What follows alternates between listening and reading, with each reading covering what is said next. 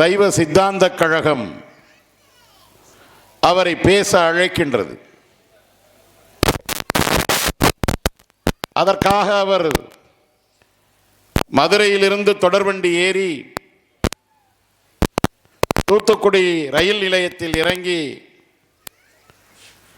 ஒரு பிச்சைக்காரன் போல நடந்து செல்கின்றார். வறுமையால் ஒளிந்த தேகம், ஒரு அழுக்கு படிந்த வேட்டி, மேலே ஒரு துண்டு,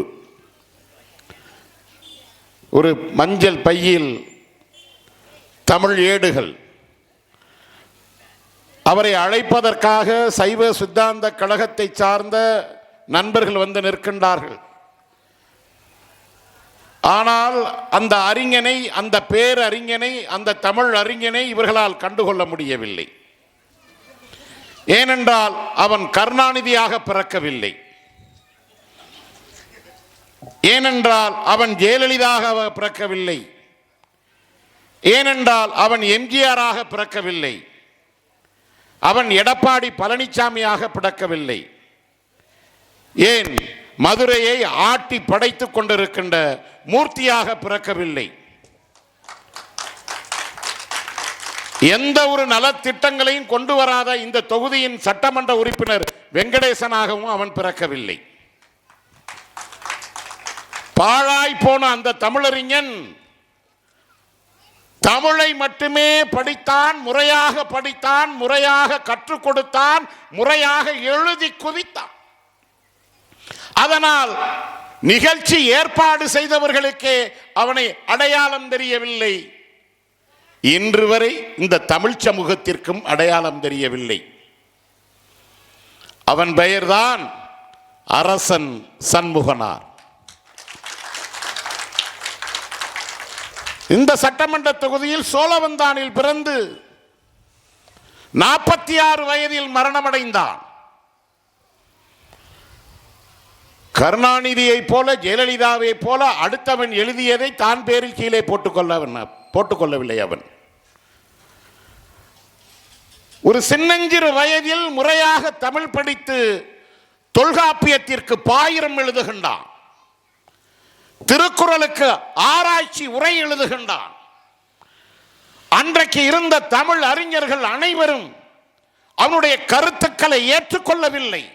ஏனென்றால் அதுவரை தொல்காப்பியத்திற்கு எழுதப்பட்ட விளக்கங்கள், திருக்குறளுக்கு எழுதப்பட்ட விளக்கங்கள் எல்லாவற்றையும் மறுக்கின்றான். ஆண்டாண்டு காலம் பின்பற்றி வந்த மரபுகளை உடைத்து புதியதாக சிந்திக்கின்றான், புதியதை படைத்தான். எனவே அன்றைக்கு இருந்த தமிழறிஞர்கள் அனைவரும் அவனை ஏற்றுக்கொள்ளவில்லை. அவன் எழுதிய நூல்களுக்கெல்லாம் தடை விதிக்க சொல்லி போராடினார்கள். அந்த போராட்டங்களை எல்லாம் கடந்து அவன் தொடர்ச்சியாக சாகின்ற வரை தமிழுக்காகவே வாழ்ந்து மடிந்தான். அந்த மிகப்பெரிய தமிழறிஞன் எல்லாவற்றையும் மாற்றி எழுதினான், புதிதாக சிந்தித்தான். போராடிய தமிழறிஞர்கள் இடத்தில் அவன் மண்டியிடவில்லை. ஏன் தெரியுமா?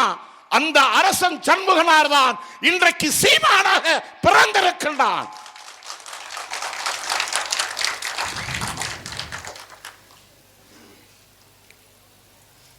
இந்த வரலாறெல்லாம் அடுத்த வாரம் ஓட்டு கேட்டு வருவார்கள். திமுகவிலிருந்து, அதிமுகவிலிருந்து பல்லை இழித்து கொண்டு வருவார்கள். அப்படியே சிரிச்ச முகமும் சிங்கார முகமா வருவாங்க. அன்பார்ந்த தாய்மார்களே, வாக்காள பெருங்குடி மக்களே, இப்படிதானே பேசுவாங்க. வாக்காள பெருங்குடி மக்களே, முதல்ல நீங்க வாக்காளர், இந்த ஆட்சியில் பெருங்குடிகாரர்கள். அதனால் வாக்காள பெருங்குடி மக்களே. எங்கள் நாம் தமிழர் மேடையில் வாக்காளர் பெருங்குடி மக்களே, வாக்காளர்களே என்று நாங்கள் ஒருபோதும் சொன்னதில்லை. காரணம், தாய் தமிழ் உறவுகளே, எங்கள் இரத்த உறவுகளே என்றுதான் சொல்லுவோம். அதுதான் இனப்பற்று, அதுதான் மொழிப்பற்று. அதைத்தான் இந்த மண்ணில் பிறந்த அரசன் சண்முகனார் எங்களுக்கு கற்றுத் தந்திருக்கின்றான். ஏன் மேடையில் நாம் தமிழர் பிள்ளைகள் வெடித்து சாகின்றோம்? எல்லாவற்றையும் இழந்த இனமாக இந்த இனம் நின்று கொண்டிருக்கின்றது. எல்லா உரிமையும் டெல்லி சுல்தானிடம் அடகு வைத்து விட்டார்கள் இந்த திருட்டு திராவிட கும்பல். யார் டெல்லி சுல்தான்? முகலாயர் காலத்தில் டெல்லி சுல்தான் இருந்தான். இஸ்லாமிய படையெடுப்பு அரபு தேசத்திலிருந்து வந்த பொழுது இங்கே மதுரையை சுல்தான்கள் ஆண்டார்கள், டெல்லியை ஆண்டார்கள், ஆற்காட்டில் நவாபுகள் ஆண்டார்கள். வெள்ளைக்காரன் காலத்தில் விடுதலை பெற்ற பிறகு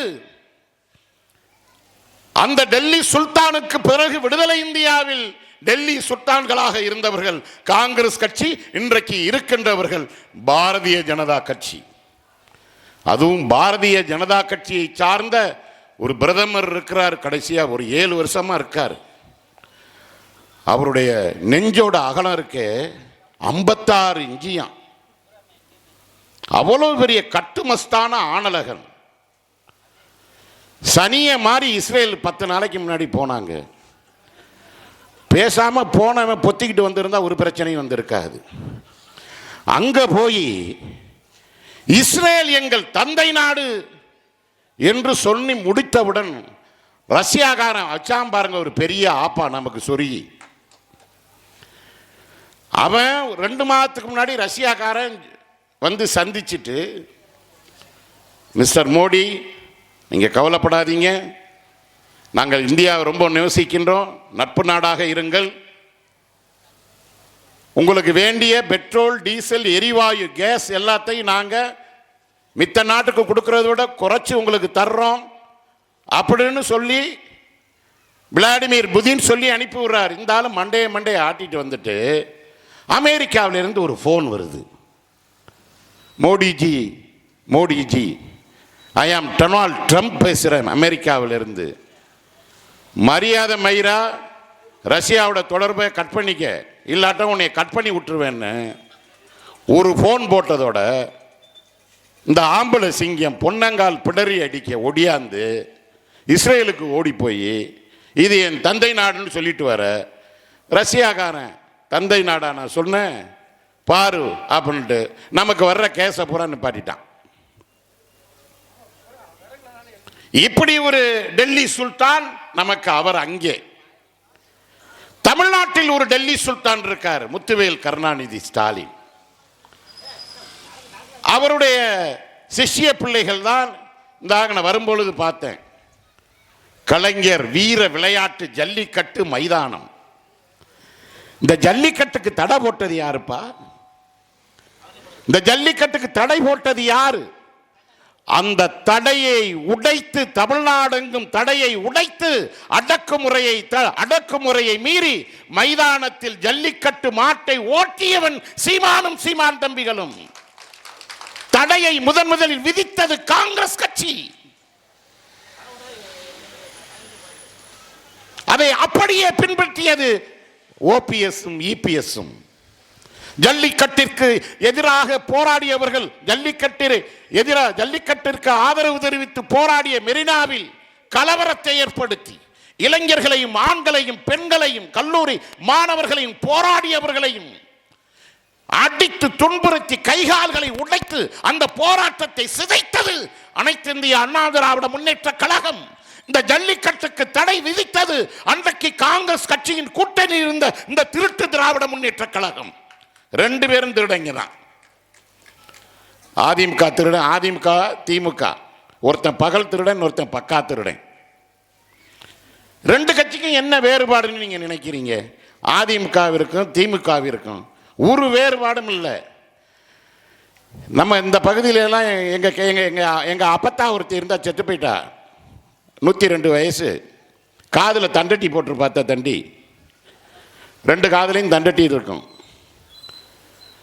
தண்டட்டி போட்டிருப்பாங்க. இந்த பகுதியிலலாம் நிறைய பாட்டிமாரும் வயதில் முதிர்ந்தவர்கள் தண்டட்டி போட்டிருப்பீங்க. இந்த தண்டட்டிய அதிமுக திருட வந்தால் என்ன பண்ணுவான் தெரியுமா? தண்டட்டியை மட்டும்தான் வெட்டிக்கிட்டு போவான், திருடிக்கிட்டு போவான். திமுக காரன் வந்தால் காதோடு சேர்த்து வெட்டிக்கிட்டு போயிடுவான். இதான் இவங்க ரெண்டு பேருக்கும் வித்தியாசம். இந்த ரெண்டு ஒருத்தன் பகல் கொள்ளக்காரன், ஒருத்தன் பக்கா கொள்ளக்காரனுக்கு மாறி மாறி நீங்கள் வாக்களித்ததினால்தான் இந்த தமிழ்நாடு இந்த அளவிற்கு சீரழிந்து போயிருக்கின்றது. கம்யூனிஸ்டுகள் போய் கெஞ்சிக்கிட்டு இருக்கிறானுங்க 5 சீட்டுக்கு. ராபிச்சக்காரன் மாதிரி, ராபிச்சக்காரன் தான் நைட்டில் வந்து பிச்சைக்கு கெஞ்சிக்கிட்டு நிற்பான். அது மாதிரி பார்த்து போட்டு கொடுங்க. இந்த மாட்டு சந்தையில் தரகு பண்ணுவாங்க. மாடு விற்க வந்தவன் இங்கே நிற்பான், மாடு வாங்க வந்தவன் அங்கே நிற்பான். சம்பந்தம் இல்லாமல் 2 பேர் கையில் துண்டை போட்டுட்டு கட்டாது கட்டாது கட்டாதும்பாங்க. கொஞ்சம் மேலே தூக்கி பிடிங்க அப்படிம்பான். 2 பேரும் என்னன்னா சம்பந்தம் இல்லாமல் மாட்டுக்கு இவன் விலை பேசிக்கிட்டு இருப்பாங்க. மாடு விற்க வந்தவன் நான் எப்படா உன்னைக்கிட்ட விற்கிறேன்னு சொன்னேன், மாடு வாங்க வந்தவன் டேய் உன்னைக்கிட்ட எப்படா நான் வாங்குறேன்னு சொன்னேன். இந்த கதை தான் தமிழ்நாட்டு அரசியல் வரலாற்றில் நடந்து கொண்டிருக்கின்றது. இந்த பிசாசுக்கு பதிலாக அந்த பேய்க்கு 5 வருஷம் வாக்கு கழிச்சு போடுறது. இந்த திமுக பிசாசு இந்த முறை சரியில்லை, அதனால அதிமுகங்கிற பேய்க்கு அடுத்த முறை போடுவோம். இப்படி மாறி மாறி போட்டது நீங்கள் வாக்குகளை மாறி மாறி வாக்களித்ததினால்தான் இன்றைக்கு இந்த தமிழ்நாடு குட்டி சுவராக கிடக்கின்றது. இந்த ஜல்லிக்கட்டு மைதானம் 40 கோடி ரூபாய் யாருடைய காசு? உங்களுடைய பணம், என்னுடைய பணம், இங்கே இருக்கின்ற தமிழ்நாட்டில் இருக்கின்ற மக்களுடைய வரி பணம். மூர்த்தி விட்டு கதவை தட்டி காலையில் 5 மணிக்கு எல்லாரும் போய் அழகாபுரியிலிருந்து எல்லாரும் கிளம்பி போய் பசியும் பட்டினிமா போய் எப்படியாச்சும் ஜல்லிக்கட்டு மைதானத்தை கட்டி கொடுங்கன்னு நீங்கள் கேட்டீங்களா? இல்லை அலங்காநல்லூர்லேருந்து போய் கேட்டாங்களா? இல்லை பாலமேடுலேருந்து போய் கேட்டாங்களா? எப்படியாச்சும் ஜல்லிக்கட்டு மைதானத்தை கட்டி கொடுங்கன்னு. தெண்ட செலவு 40 கோடி ரூபாய்.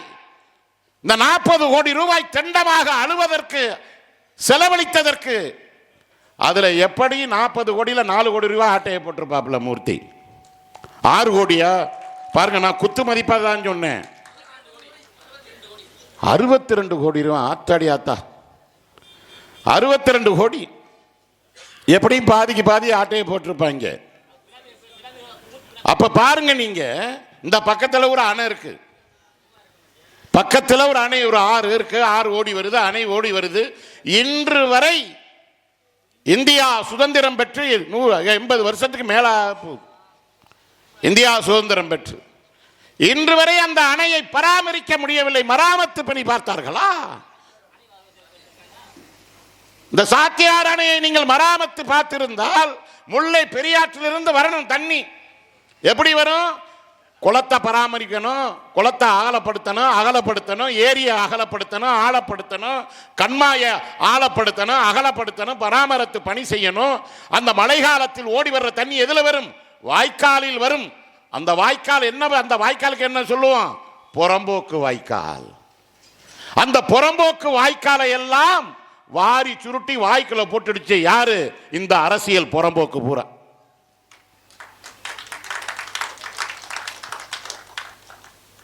மழை பெஞ்சா வாய்க்காலில் தண்ணி விழுந்து அந்த வாய்க்காலில் ஓடி வர்ற தண்ணி தானே குளத்தில், கம்மாயில, ஏரியில் போய் தேங்கி நிற்கும். அப்பதானே நிலத்தடி நீர் உயரும். நிலத்தடி நீர் உயர்ந்தால் தானே நம்ம கிணத்துல தண்ணீர் ஊறும். கிணற்றுல தண்ணீர் ஊறினால் தானே நம்ம மோட்டர் வழியாக தண்ணீர் இருக்க முடியும். அணையில தண்ணீர் நிரம்பும். அணை வழியாக வாய்க்காலிலிருந்து வருகின்ற தண்ணீரை வைத்து முப்போகம் விளைவித்துக் கொண்டிருந்த பூமி இன்றைக்கு தரிசு நிலமாக உருவோகம் விளைவதற்கு இன்றைக்கு சிங்கி அடிக்க வேண்டியதா இருக்கின்றது. அதை சரி செய்தார்களா? விவசாயி நெல் வச்சுட்டான், நெல் விளையுது இந்த பகுதியில். இந்த நெல்லை சேமிக்கணும், அதுக்கு குடோன் இருக்கா? மழையிலையும் வெயிலையும் நெல் வெளியில கிடக்குது, மூட்டை மூட்டையா கட்டி பாதி எலிதிங்குது. மழை காலத்தில் மழை பெஞ்சு எல்லாம் பயிரா முளைச்சு நிக்குது. எவன் வாங்குவான்? யாருக்கு நட்டம்? விவசாயிக்கு தானே. வெள்ளாமை செஞ்சவனுக்கு தானங்க வழி தெரியும், பெற்றவளுக்கு தானே வழி தெரியும். அதைத்தான் நான் பல பேடைகளில் நான் சொல்கின்றேன். வாழ தெரியாதவனுக்கு பொண்டாட்டி எதற்கு? ஆள தெரியாதவனுக்கு ஆட்சி அதிகாரம் எதற்கு? இந்த ஆள தெரியாத ஆட்சியாளர்கள். இங்கே தரமான மருத்துவமனை இருக்கின்றதா? இங்கே தரமான மருத்துவமனை இருக்கின்றதா? அரசு கல்லூரி இருக்கின்றதா? எதுவுமே கிடையாது. அடிப்படை வசதி எதுவுமே கிடையாது. ஆனால் பல்லை இழித்துக் கொண்டு வருவார்கள். வெள்ளையும் சொல்லையுமா வருவாங்க, கார்ல பவனி வருவாங்க. அன்பார்ந்த வாக்காளர் பெருங்குடி மக்களே, உங்கள் பொன்னான வாக்குகளை எல்லாம் உதயசூரியன் சின்னத்திற்கே தந்துவிட்டால் உங்கள் காலுக்கு செருப்பாக இருப்போம், நீங்கள் வைக்கின்ற குழம்பிற்கு பருப்பாக இருப்போம் என்று இந்த பருப்பெல்லாம் வரும், பருப்பு கண்ட வரும். காலில் இருக்கிறத கலட்டி ஒற்றே இழுப்பா அழுத்து இருந்தனாங்க நாடு திருந்தி இருக்குங்க. நம்மளும் பல்ல இழிச்சுக்கிட்டு எம்ஜிஆர் கட்சியா ரொம்ப பிடிக்கும், போட்டுருவான், நம்ம இலைக்கு போட்டுருவான். என்ன போன முறை 200 ரூபா கொடுத்தியே, இப்போ வெறும் 50 ரூபா தான் சேர்த்து கொடுக்குறியா? 500 ரூபாயா கொடுத்துருங்க. உதயசூரியனா எங்க தாத்தா காலத்திலிருந்து எங்க அப்பா காலத்திலிருந்து ஆண்டாண்டு காலமா உதயசூரியனுக்கு தான் போடுவோம். போட்டு நாடு நாசமா போயிடுச்சே, நாடு நாசமா போயிடுச்சே. ஓட்டு போட்ட நீ இந்த அப்படி ஒரு திசையா உட்கார்ந்துருக்கிறீங்க பாவமா.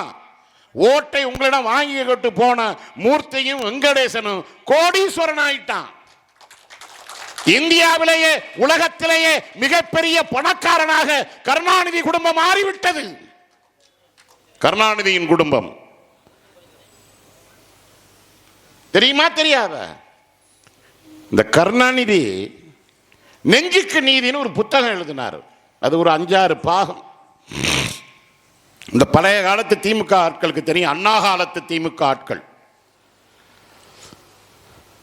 அவர் நெஞ்சுக்கு நீதினு புத்தகம் எழுதியிருக்காரு. அது முரசொலியில எல்லாம் கட்டுரையா வந்ததை தொகுத்து போட்டிருக்காரு. அந்த நெஞ்சுக்கு நீதியில கருணாநிதி அவர்களே சீக்கிரமா கிளம்பி வாங்க சென்னைக்குன்னு எம்ஜிஆர் ஒரு தந்தி கொடுக்குறாரு. இந்த தந்தியை எடுத்துக்கிட்டு பாக்கெட்டில் வச்சுக்கிட்டு ஒரு தகர பெட்டி, ட்ரங்கு பெட்டி இல்லை, தகர பெட்டி ஒன்று இருக்கும்ல. அந்த காலத்தில் நம்மள பள்ளிக்கூடத்தில் ஹாஸ்டலில் சேர்க்கும்போது நம்ம இப்போ சின்ன இப்போல்லாம் தானே பேக், மாடர்ன் பேக் வந்துருச்சு. அப்போ சின்னோண்டு தகர டப்பா மாதிரி இருக்கும் பெட்டி. அந்த தகர பெட்டியில் 2 சட்டை, 2 வேட்டி, ஒரு பேனா, ஒரு 2 துண்டு. இதை தூக்கிக்கிட்டு திருக்குவளையிலிருந்து திருவாரூர் ரயில் நிலையத்தில் ஏறி டிக்கெட்டே எடுக்காம சென்னை வந்து சேர்ந்துட்டாப்புல நம்ம ஆளு கருணாநிதி. வந்துட்டு இவரு, நான் திருட்டு ரயில் ஏறி வந்தேன்.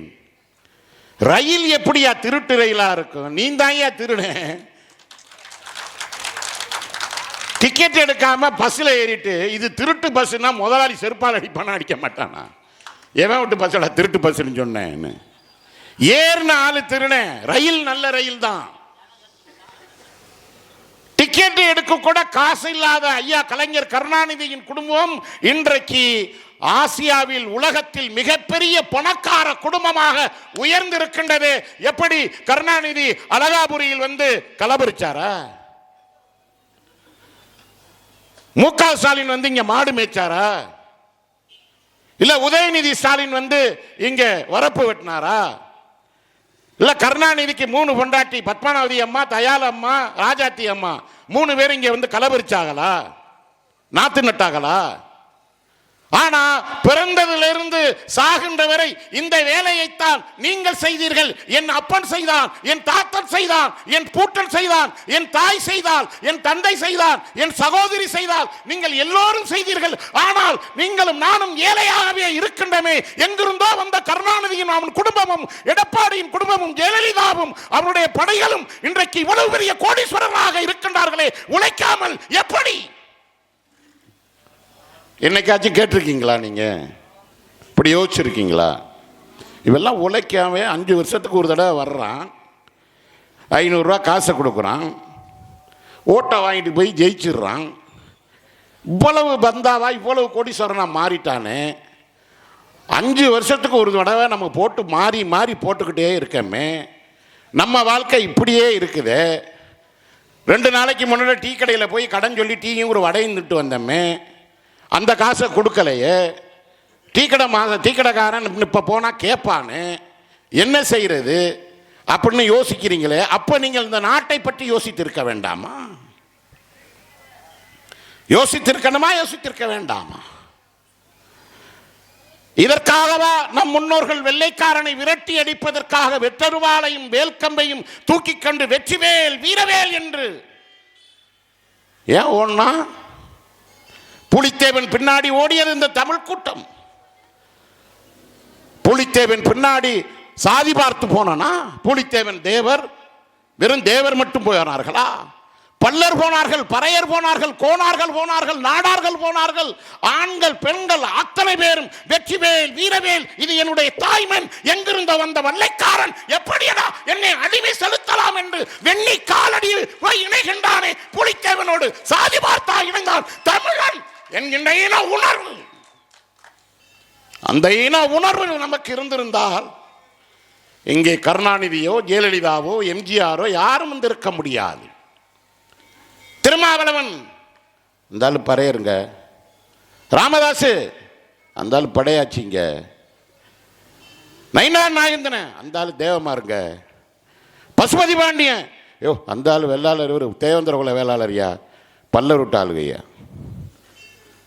அரசியல் தலைவர்களை, தமிழ்நாட்டை சார்ந்த அரசியல் தலைவர்களை நீங்கள் சாதியை தேடிய பொழுது அதே போல கருணாநிதி நீ என்ன சாதி, என்ஜி ராமச்சந்திரா நீ என்ன சாதி, ஜெயலலிதா நீ என்ன சாதி என்று கேட்டிருந்தால் அன்றைக்கு தமிழ்நாடு விழித்திருந்திருக்கும், தமிழ் சாதி ஒற்றுமை பெற்றிருக்கும். அப்படி நீ கேட்கவில்லை. பக்கத்து தெருவில் பார்த்து இருக்கின்றவனை சாதி பார்த்த நீ, பக்கத்து பின்னீட்டில் இருக்கின்றவனை சாதி பார்த்த நீ, உன்னை ஆள வந்தவனை இவன் தமிழனா தமிழ் சாதியா என்று பார்த்திருந்தால் என்றைக்கோ இந்த தமிழ்நாடு உருப்பட்டிருக்கும். ஏன் இதை சொல்றேன்? ஏனென்றால் இது தமிழ்நாட்டு சட்டமன்றத்தில் எம்ஜிஆர் முதலமைச்சர்,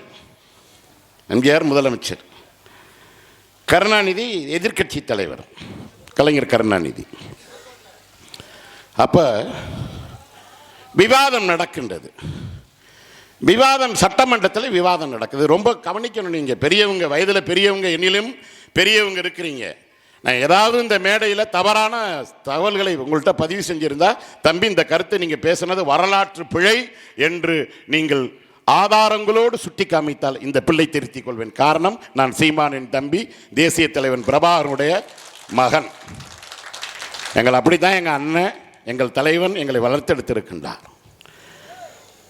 உண்மைக்கு புறம்பான ஒரு செய்தியை நான் பதிவு செய்ய மாட்டேன். பொது மேடையில் சட்டமன்றத்தில் விவாதம் நடக்கின்றது.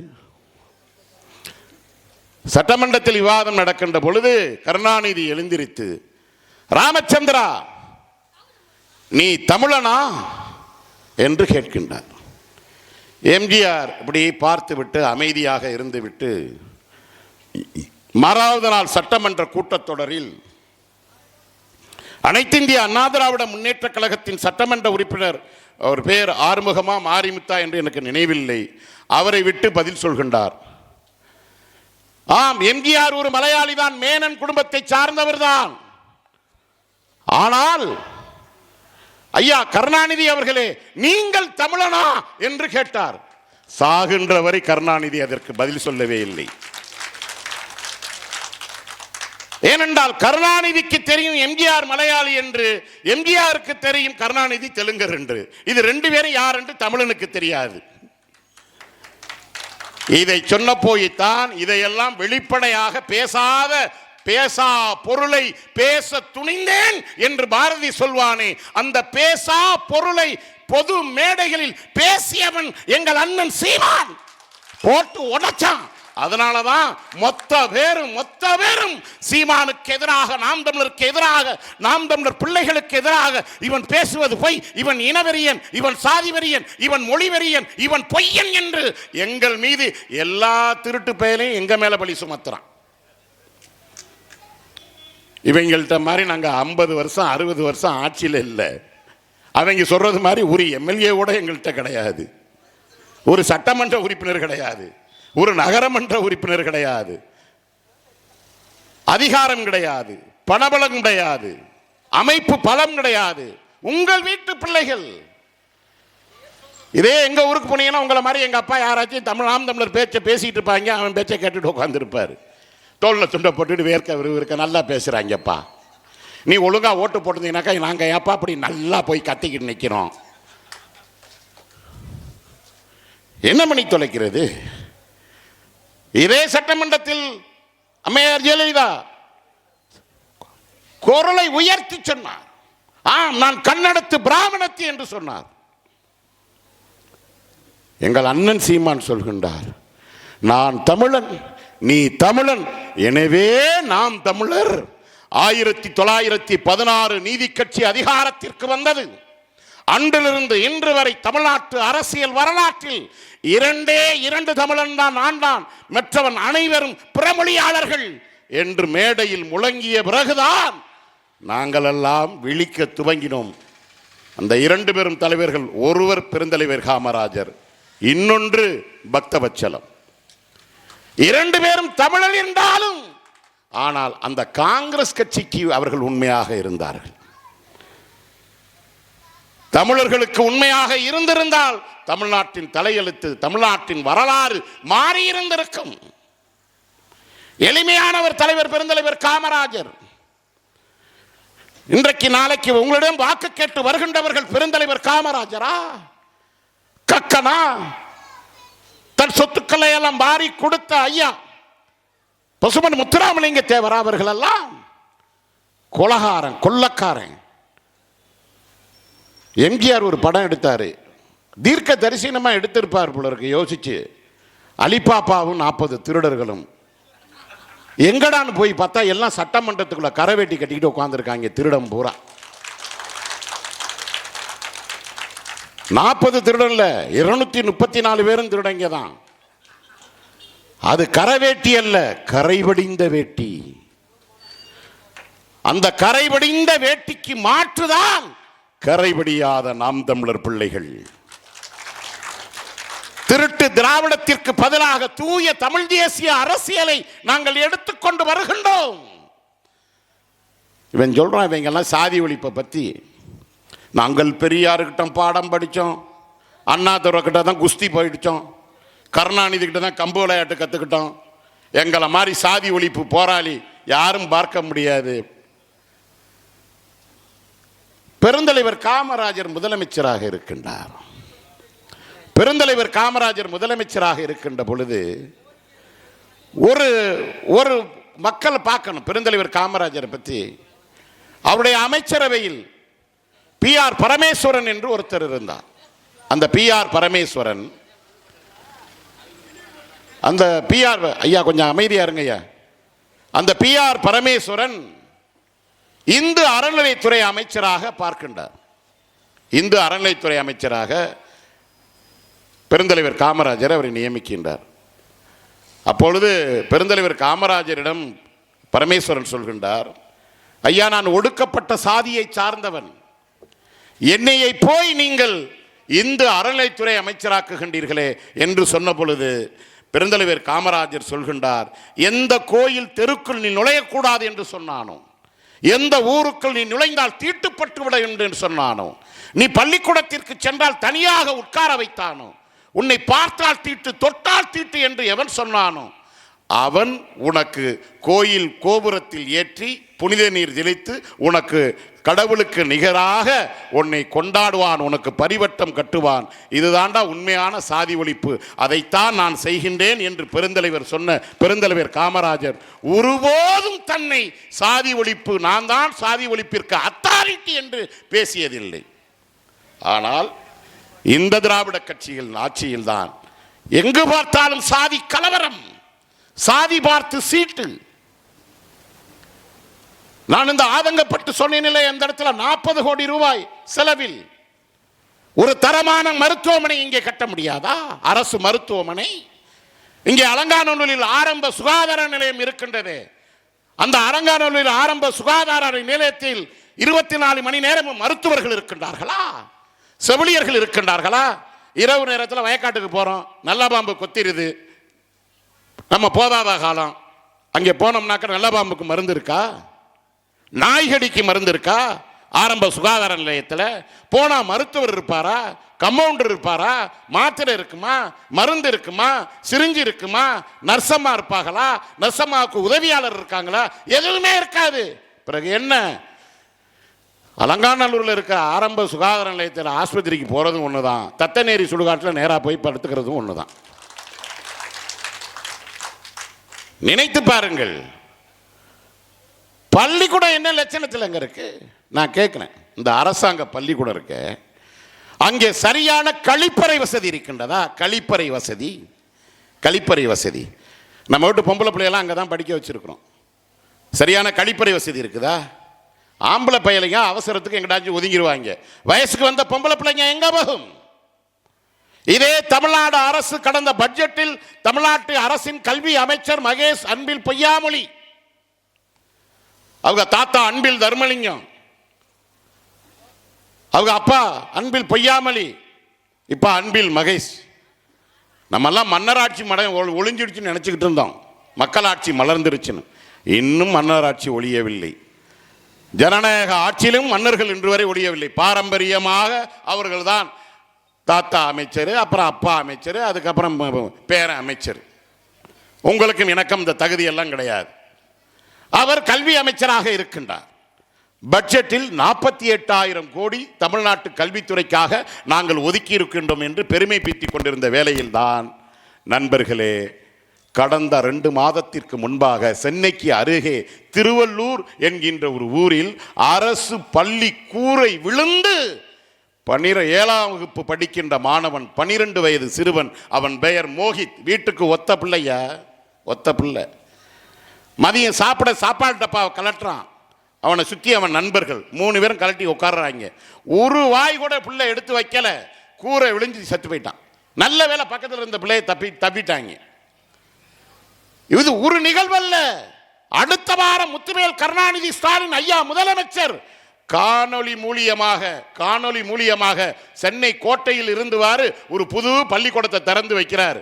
திறந்து வைத்த ஒரு வாரத்தில் பள்ளிக்கூடம் இடிந்து விழுந்து விட்டது. நினைத்து பாருங்கள். இதே தமிழ்நாடு அரசு இந்த அருக்கு பக்கத்தில் மதுரையில் சென்னை உயர் நீதிமன்றத்தின் கிளை இருக்கின்றது. அந்த கிளையில் தமிழ்நாடு அரசு ஒரு அபிடவிட் தாக்கல் செய்திருக்கின்றது. ஒரு ஒப்புதல் வாக்குமூலத்தை.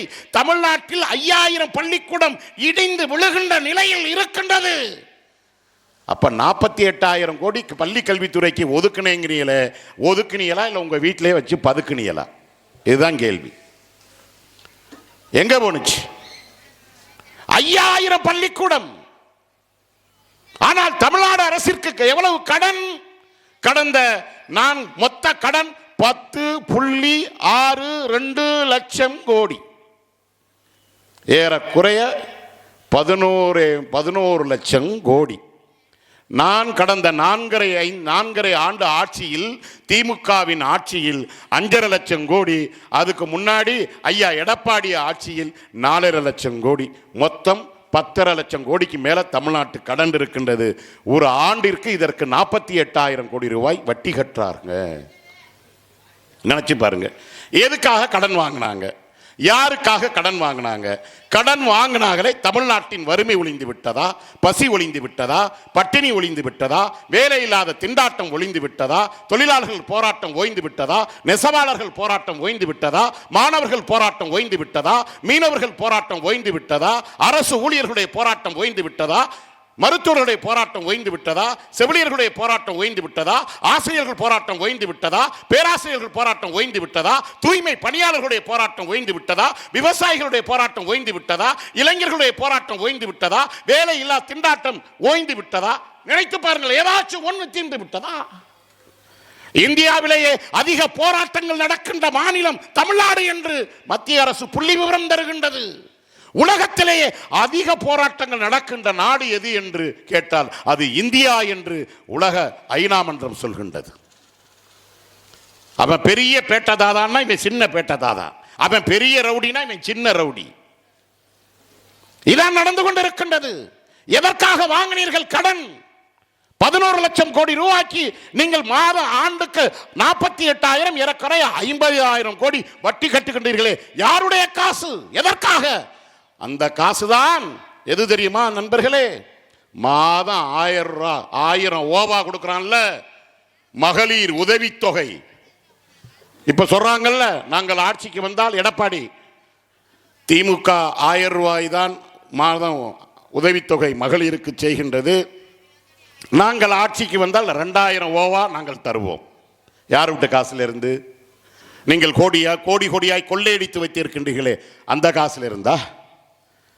அந்த காசுல இருந்தா? இன்னொருத்த வர்றான் 2500 ரூபாய் தர்றேங்கிறான். இவங்க எல்லாம் அரசியலுக்கு வந்து தான் கெட்டு போனாங்க. இந்த கருணாநிதி, ஜெயலலிதா, எடப்பாடி, ஓபிஎஸ் எல்லாம். ஒருத்தன் கெட்டு போயே அரசியலுக்கு வர்றான். ஒரு தொகுதியில் வேட்புமனு தாக்கல் செய்ய போறான், 50 வயசுங்கிறான். திருச்சியில் வேட்புமனு தாக்கல் செய்ய போறான், அங்கே 52 வயசுங்கிறான். தேர்தல் ஆணையத்தை குழப்பி விட்டான். யோ என்னையா அங்கே 50 வயசுங்க, இங்கே 52 வயசுனா குத்து மதிப்பான வயசு என்ன? அதுவா இதுவா? எது? சீட்டுக்குழிக்கு போட்டுனாலும் எடியா? இப்படி ஒரு தலைவன். அவனை பார்க்கறதுக்கு நீச்சல் குளத்தில் நீந்துறது மாதிரி ஒருத்தன் இன்னைக்கு பாஸ் அப்படி விழுந்தான் பாருங்க. அப்படியே மேலே கார் மேலே தங்கின்னு விழுகிறான். கூட்டம் நடத்தினாங்க, மரத்துக்கு தாவுறாங்க.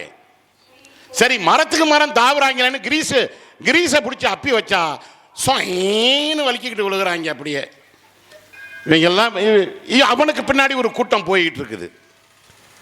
அவர் என்ன சொல்றாருன்னா 2500 ரூபாய் நான் தருவேன். எங்கிருந்து யாருக்கிட்ட இருந்துடா தருவீங்க? ஒருத்தன் ஃப்ரிட்ஜ் தருவேங்கிறான், ஒருத்தன் கிரைண்டர் தருவேங்கிறான், ஒருத்தன் நாங்கள் ஒரு சீட்டு மாதிரி கூப்பன் தருவோம், அதுல எல்லாமே கிடைக்குங்கிறான். எதற்கு? ஒண்ட குடிசை இல்லை. தமிழ்நாடு முழுவதும் குறுக்கும் நெருக்கமாக நீங்கள் போய் பாருங்கள். ஒண்டுவதற்கு ஓலை குடிசை இல்லாமல் உட்கார்ந்து இருக்கின்றது பல குடும்பம். அவன் ஃப்ரிட்ஜை கொண்டு போய் எங்கே? ஃப்ரிட்ஜுக்கு கீழே வைப்பானா? கிரைண்டரை கொண்டு போய் எங்க வைப்பான்? கூரை மேல வைப்பானா? வசிப்பதற்கு வீடே இல்லை, வாழ்வதற்கு வீடே இல்லாதவன் எங்கே வைப்பான்? எதற்காக ஃப்ரிட்ஜ்? ஃப்ரிட்ஜுக்குள்ள வைக்கிறதுக்கு ஜாமான் வேணும்ல, காய்கறி, பழம், பால் இது வாங்குறதுக்கு காசு வேணும்ல, டப்பு. அதுக்கு எங்கே போறது? எனக்கு எதற்கு ஃப்ரிட்ஜ்? எனக்கு எதற்கு கிரைண்டர்? எதற்கு ஆடு மாடு கோழி? எனக்கு எதற்கு தாலிக்கு தங்கம்? எனக்கு எதற்கு லேப்டாப்? எனக்கு எதற்கு செருப்பு? எனக்கு எதற்கு சைக்கிள்? எனக்கு தேவை நீ எப்படி உன் பிள்ளைய வந்து உயர்வான பள்ளிக்கூடத்தில் படிக்க வைக்கிறியோ அதே போல அரசாங்க பள்ளிக்கூடத்தை மாத்திடா. ஆரம்ப கல்வியிலிருந்து ஆராய்ச்சி கல்வி வரை என் தாய்மொழியில் தரமான கல்விக்கூடத்தை கொடு, தரமான கழிப்பறையை கொடு, தரமான விடுதியை கொடு, அந்த விடுதியில் தரமான உணவை கொடு, தரமான மருத்துவத்தை கொடு. கருணாநிதிக்கு உடம்பு முடியலன்னா காவேரி மருத்துவமனை, அப்போலோ ஜெயலலிதாவுக்கு உடம்பு சரியில்லைன்னா அப்போலோ மருத்துவமனை. இப்ப ஐயா முத்துவேல் கருணாநிதி ஸ்டாலின் முதுகு வலி பிரச்சனை அவருக்கு, எங்கே போறாரு? கவர்மெண்ட் ஆஸ்பத்திரிக்கா? மதுரையில் இருக்க கவர்மெண்ட் ஆஸ்பத்திரிக்கு வந்து பார்க்கிறாரா? லண்டனுக்கு போய் பார்க்கிறாரு முதுகு வலிக்கு. நமக்கு நெஞ்சு வலி முதுகு வலி வந்தா எங்க போறது? இங்க போனா ஆள் இருக்க மாட்டான், மதுரையில் போய் கியூவில் நிற்கணும். அந்த டாக்டர் எரிஞ்சு விழுவான், அங்கிட்டு போ இங்கிட்டு போம்மா. அவன் என்ன எழுதி கொடுக்குறான்னு தெரியாது, எல்லாத்திலையும் தானா ஆனான்னு இருக்கும். மாத்திரையை வாங்கி பார்த்தாக்க, மாத்திரையை பாருங்க, அரசு மாத்திரையில் தானா ஆனா அப்படின்னா தானா ஆறி போகும்னு அர்த்தம். அதுக்கு பேர் தானா ஆறி போகும்னு அர்த்தம். அதுக்கு அதான் தானா ஆனா. இந்த மாத்திரை எது போனாலும் தானா ஆறி போகும். எல்லாம் ஒரே மாதிரி இருக்கு. தலைவலி கேட்கவே மாட்டான். இப்படி உங்களை பார்த்துட்டு கீழே குனிஞ்சுக்கிட்டு போ எங்கே அந்த அங்கிட்ட மாத்திரை கொடுப்பான் போ. அங்கே போனால் அவன் உங்களை நிமிர்ந்தே பார்க்க மாட்டான். அது தலைவலி மாத்திரையா, காய்ச்ச மாத்திரையா, வைத்தால மாத்திரையா, வயிற்று வலி மாத்திரையா, நெஞ்சு வலி மாத்திரையா, ஒன்றும் சொல்ல மாட்டான். கேட்டால் இப்படி பார்த்துட்டு அப்படிம்மா, அடுத்த ஆள் வாம்மா. நடக்குதா இல்லையா? நான் சொல்றது பொய் சொல்றேன்னா நடக்குதா இல்லையா? இதை ஒழித்து கட்ட வேண்டும் இந்த முறையை. அம்மையார் சோனியா காந்திக்கு உடல்நிலை சரியில்லை, அமெரிக்காவுக்கு போறாரு. ராகுல் காந்திக்கு உடல்நிலை சரியில்லை, அவரும் அமெரிக்காவுக்கு போறாரு. நம்ம என்ன பண்ணணும்?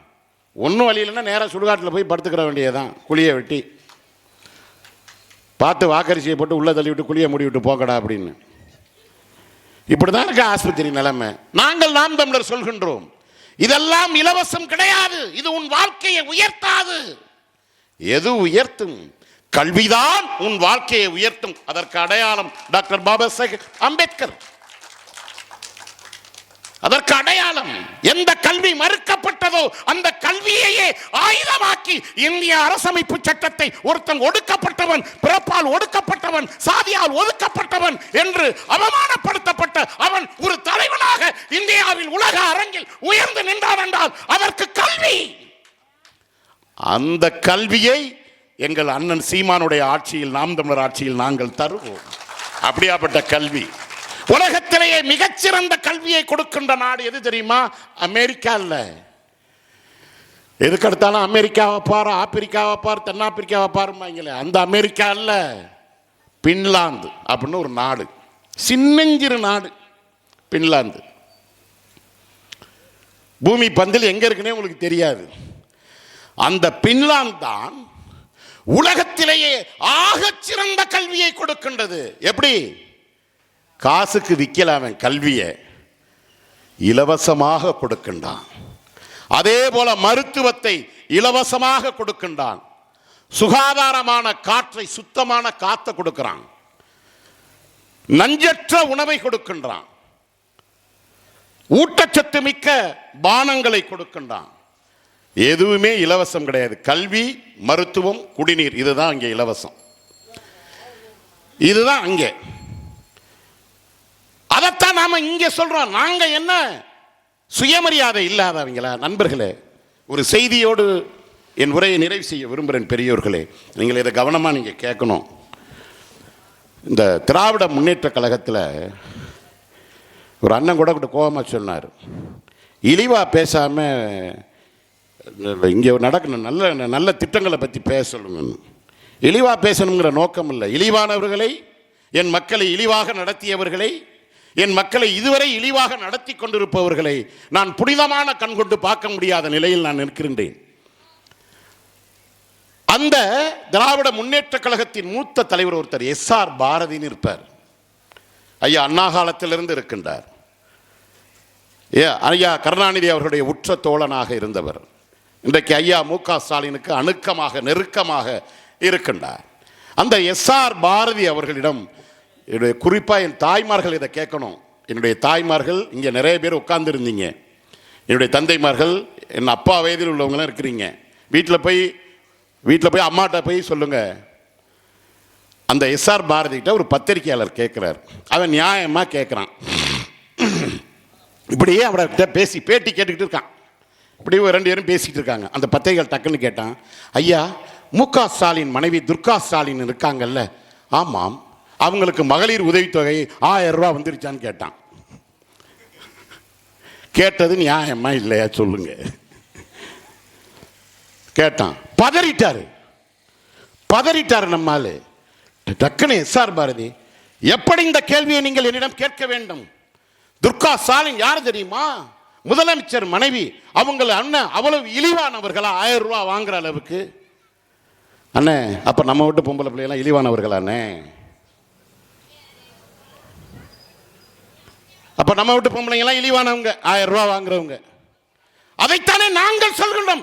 எதற்கடா 1000 ரூபாய்? எனக்கு 50 ஆண்டுகளுக்கு முன்பாக முறையாக எனக்கு முல்லை பெரியார் இருந்து தண்ணீர் வந்தது.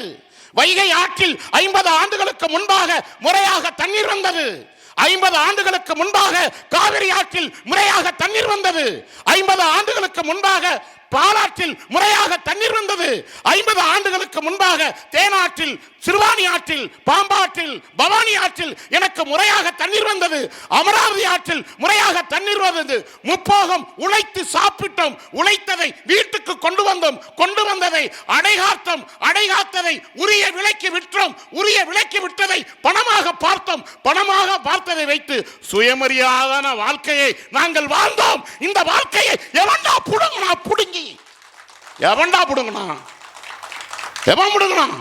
சுயமரியாதையோட வாழ்ந்தவங்களே ஃப்ரிட்ஜ் கொடுங்க, அரிசி 20 கிலோ கொடுங்க. நீ போடுற புழுத்து போன அரிசி 20 கிலோ அரிசி இந்த எம்எல்ஏ விட்டு, மூர்த்தி எம்எல்ஏ விட்டு நாய் சாப்பிடுமா? சொல்லுங்க. எவ்வளவு அயோக்கியத்தனம், எவ்வளவு ஊழல், எவ்வளவு லஞ்சம்.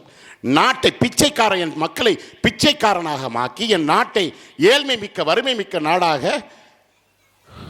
கடன்காராக நாடாக மாத்திருக்காங்க. ஐயா 10-11 லட்சம் கோடி ஒரு ஆளுக்கு 1,32,200 ரூபாய் கடன் இருக்கு.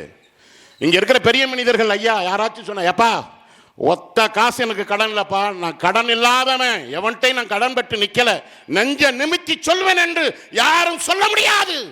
8 கோடி தமிழனையும் அடகு வைத்து இந்த திருட்டு திராவிட கும்பல், இருவரும் திராவிட கும்பல் ஒரு ஆளுக்கு 1,32,200 ரூபாய் தலைக்கு நம்ம கட்டியாகணும். உலக வங்கி வீட்டு வாசல்ல வந்து நிப்பான். எழுதி வச்சுக்கோங்க, எழுதி வச்சுக்கோங்க. படிச்சவனுக்கு வேலை, வீட்டில் உள்ள படிப்பு பிள்ளை படிச்சிருக்கிறான், எங்க இருக்கான்?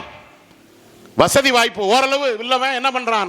நம்ம என் தகப்ப என்ன பண்ணா, எங்க அண்ணனை பிஇ படிச்சான், அப்புறம் எம்பிஏ படிச்சான், அப்புறம் ஏதோ ஒரு கம்ப்யூட்டர் கோர்ஸ் பண்ணான்.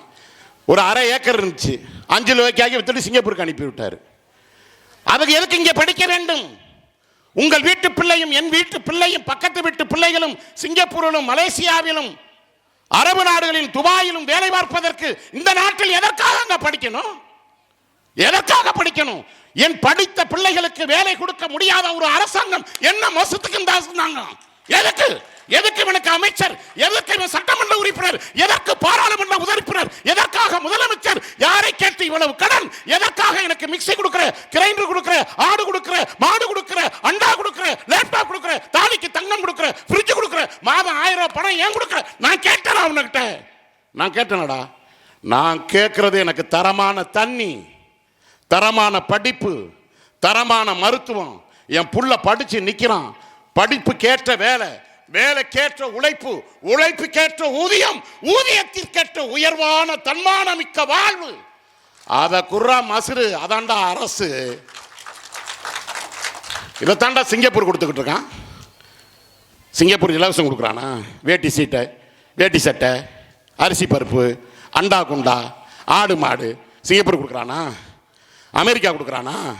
இங்கிலாந்து கொடுக்குறானா? பிரான்ஸ் கொடுக்குறானா? பக்கத்தில் ஒரு இலங்கைன்னு ஒரு சின்னஞ்சிறு நாடுக்கு இலங்கை கொடுக்குறானா? மொரிசியஸ் கொடுக்குறானா? பிறகு இங்க கொடுக்குறான். அத்தனையும் ஏமாற்று ஃப்ராடு, பித்தலாட்டம். இதை உடைச்செறியணும். இந்த போக்கை உடைத்தெறியாமல் இல்லாட்டா நம்ம கேவலப்பட்டு செத்து போயிடுவோம். இதைத்தான் பாரதி சொல்றான்.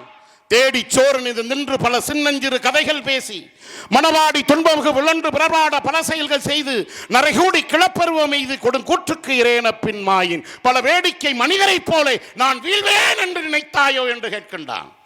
நீங்களும் நானும் வேடிக்கை மனிதரை போல இந்த திராவிட திருடர்களிடம் நாம் வீழ்ந்துவிடக் கூடாது நண்பர்களே.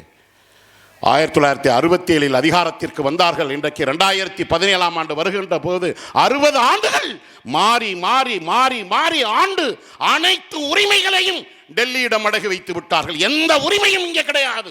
எனவேதான் எங்கள் அண்ணன் சொல்கின்றான், இருக்கின்ற உரிமையை காப்போம், இழந்த உரிமையை மீட்போம். இந்தியத்தோடு இணையாட்சி, தமிழ்நாட்டில் தன்னாட்சி, தன்னாட்சி மட்டுமல்ல தூய தமிழராட்சி, தமிழ் தேசிய ஆட்சி, ஆட்சி ஆட்சி. அதுவும் எங்கள் பிரபாகரன் வழியில் மாவீரருடைய ஆன்மாவின் கனவை சுமந்திருக்கின்ற இந்த பிள்ளைகளுக்கு விவசாய சின்னத்தில் வாக்களியுங்கள் என்று உங்கள் வீட்டு பிள்ளை நாங்கள் உரிமையோடு கேட்கின்றோம். தருவீர்களா மாட்டீர்களா என்று உரிமையோடு கேட்கின்றோம். காலில் எல்லாம் விழுக முடியாது. காலில் விழுகிறதுக்கு நாங்கள் திமுக அதிமுக இந்த கும்பல் இல்லை. உங்கள் காலில் விழுந்து ஓட்டை வாங்கிட்டு காலை வாரி விட்டு போகிற கும்பல் களவாணி கும்பல் அல்ல நாங்கள். எங்கள் தேசிய தலைவன் பிரபாகருடைய கனவை சுமந்து நிற்கின்ற பிள்ளைகள். எப்படி இன்றைக்கு உலக அரங்கில் ஈரான் என்கின்ற ஒரு நாடு, உலக நாடுகள் 47 ஆண்டுகள் ஈரான் மீது பொருளாதார தடை விதித்திருந்தது. அந்த பொருளாதார தடையை தாங்கி தன் மக்களை பாதுகாத்து அமெரிக்கா என்கின்ற உலக பேட்டை ரவுடியை தனியொரு மனிதனாக, தனியொரு தேசம் இன்றைக்கு அந்த மக்கள் போராடி கொண்டிருக்கின்றான். அமெரிக்கா முதுகெலும்பை உடைத்து நிற்கின்றான். அமெரிக்கா திணறிக் கொண்டிருக்கின்றது. சரணாகதி அடைய முடியாமல் தவித்துக் கொண்டிருக்கின்றது. அதே போல இருவரும் திராவிட கட்சிகளையும் தேசிய கட்சிகளையும் ஒற்றை மனிதனாக யாரோடும் கூட்டணி வைக்காமல் கடந்த 16 ஆண்டுகளாக சமரசமில்லாமல் மக்களுக்காக போராடுகின்ற களத்தில் கொள்கை தலைவனாக, மக்கள் தலைவனாக ஒரு தலைவன் இருக்கின்றான் என்றால் எங்கள் அண்ணன் செந்தமிழன் சீமா என்கின்ற மாபெரும் அந்த ஆளுமைக்கு பின்பாக இந்த பிள்ளைகள் நிற்கின்றோம் என்றால் உண்மையும் நேர்மையும் சத்தியம் மிக்க அந்த தலைவன் பின்னால் நாங்கள் நெஞ்சை நிமிர்த்தி நிற்கின்றோம். இந்த மக்களுக்காக உண்மையும் நேர்மையும் சத்தியமாக நிற்கின்ற இந்த பிள்ளைகள் இந்த தொகுதியில் சட்டமன்ற வேட்பாளராக நிற்கின்ற சோழவந்தான் சட்டமன்ற தொகுதியின் வெற்றி வேட்பாளராக விவசாய சின்னத்தில் போற்றிடுகின்ற நாகலட்சுமி திருமாறன் அவர்களுக்கு உங்கள் வலிமை மிகுந்த வாக்குகளை தாருங்கள் என்று என் தாய் தந்தையிடம் உரிமையோடு கேட்கின்றேன். தருவீர்கள் என்கின்ற நம்பிக்கையோடு விடைபெறுகின்ற. நன்றி, வணக்கம். நாம் தமிழர், தமிழ்தாய் வாழ்க, தலைவர் பிரபாகரன் வாழ்க வாழ்க.